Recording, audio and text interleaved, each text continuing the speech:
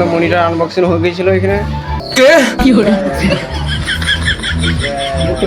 তো hello guys, তো কেমন আছো? আশা করি সব ভালো আছো। আমি চলে এসেছি আজকে আমরা যাবো একটা নতুন একটা কম্পিউটার কিনতে ভাই।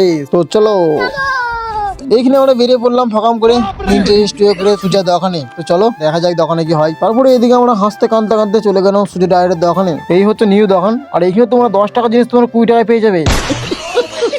তখন আমরা সকালে গিয়েছিলাম, সকালে মাল পাইনি। আবার আমরা সন্ধ্যাবেলায় বেরিয়ে পড়েছি অনেক গাদা ভ্যাড়ের দল নিয়ে। তারপরে আমরা হুই হুল্লোড় করে চলে গেলাম ডায়ের দোকানে। আর এরপরে বলছে মাল তো চলে এসেছে, মাল আ গিয়া মাল আ গিয়া।